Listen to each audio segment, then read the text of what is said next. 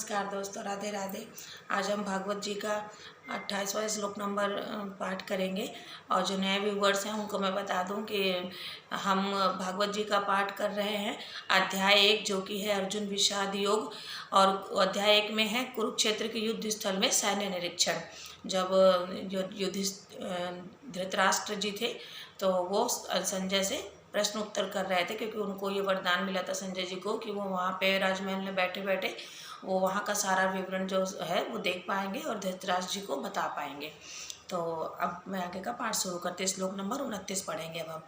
वे पथु च शरीरे मे रोमहर्ष च जायते गांडीवम संसृते हस्तात् त्वक् च एव परिदहर्ते।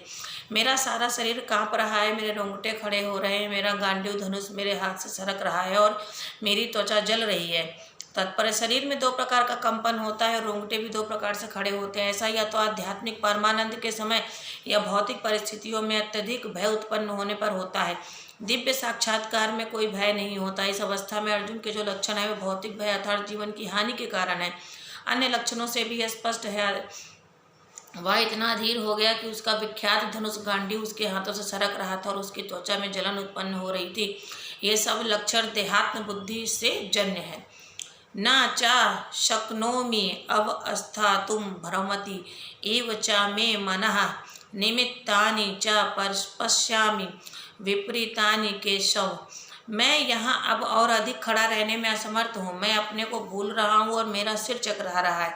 हे कृष्ण, मुझे तो केवल अमंगल के कारण दिख रहे हैं। तात्पर्य, अपने अधैर्य के कारण अर्जुन युद्ध भूमि में खड़ा रहने में असमर्थ था और अपने मन की इस दुर्बलता के कारण उसे आत्मविस्मृति हो रही थी। भौतिक वस्तुओं के प्रति अत्यधिक आसक्ति के कारण मनुष्य ऐसी मोहमयी स्थिति में पड़ जाता है। ऐसा भय तथा मानसिक असंतुलन उन व्यक्तियों में उत्पन्न होता है जो भौतिक परिस्थितियों से ग्रस्त होते हैं। अर्जुन को युद्ध भूमि में केवल दुखदायी पराजय की ही प्रतीत हो रही थी। वह शत्रु पर विजय का पाकर भी सुखी नहीं होगा। जब मनुष्य को अपनी आशाओं में केवल निराशा दिखती है तो वह सोचता है, मैं यहाँ क्यों हूँ। प्रत्येक प्राणी अपने में तथा अपने स्वार्थ में रुचि रखता है, किसी की भी परमात्मा में रुचि नहीं होती। कृष्ण की इच्छा से अर्जुन अपने स्वार्थ के प्रति अज्ञान दिख रहा है। मनुष्य का वास्तविक स्वार्थ तो विष्णु या कृष्ण में निहित है। बुद्ध जीव इसे भूल जाता है, इसलिए उसे भौतिक कष्ट उठाने पड़ते हैं। अर्जुन ने सोचा कि उसकी विजय केवल उसके शोक का कारण बन सकती है। श्लोक नंबर 31। न चा श्रेय अनु पश्यामि हत्वा स्वजनम आहवे कांचे विजयम कृष्ण न च राज्यम सुखानि च। हे कृष्ण, इस युद्ध में अपने ही स्वजनों का वध करने से न तो मुझे कोई अच्छाई दिखती है और न मैं उससे किसी प्रकार के विजय, राज्य या सुख की इच्छा रखता हूँ। तात्पर्य, यह जाने बिना कि मनुष्य का स्वार्थ विष्णु या कृष्ण में है। सारे बुद्ध जीव शारीरिक संबंधों के प्रति यह सोचकर आकर्षित होते हैं कि वे ऐसी परिस्थितियों में प्रसन्न रहेंगे। ऐसी देहात्म बुद्धि के कारण वे भौतिक सुख के कारणों को भी भूल जाते हैं। अर्जुन तो क्षत्रिय का नैतिक धर्म भी भूल गया था।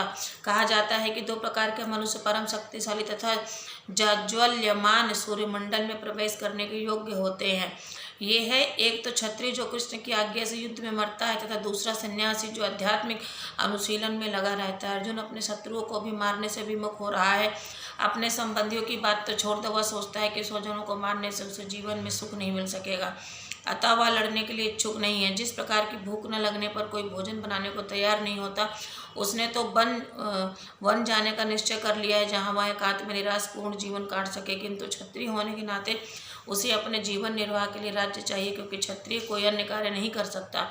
किंतु अर्जुन के पास राज्य कहाँ है। उसके लिए तो राज्य प्राप्त करने का एकमात्र अवसर है कि अपने बंधु बांधवों से लड़कर अपने पिता के राज्य का उत्तराधिकार प्राप्त करे, जिसे वह करना नहीं चाह रहा है। इसलिए वह अपने को जंगल में एकांतवास करके निराशा का एकांत जीवन बिताने के योग्य समझता है। श्लोक नंबर 31 तक समाप्त है। जय जय श्री राधे। अब कल हम श्लोक नंबर 32 से प्रारंभ करेंगे। आप लोग प्लीज़ कमेंट करके बताइएगा कि मेरा जो पाठ है वो कैसा है आप लोगों को। बहुत मुझे शांति से रहना पसंद है, तो इसलिए मैं बहुत शांति के साथ इसका भागवत जी का पाठ करती हूँ और मुझे बहुत ही अच्छा लगता है। और आप लोग भी भागवत जी का पाठ जरूर से सुनिए। जिस तरीके का समय चल रहा है ना, तो बहुत ज़रूरी है कि हमारे मन को, हमारे दिमाग को, हमारे आत्मा को थोड़ा सा सुकून और शांति मिले, और जो मुझे भागवत जी, रामायण जी से बहुत मिलती है।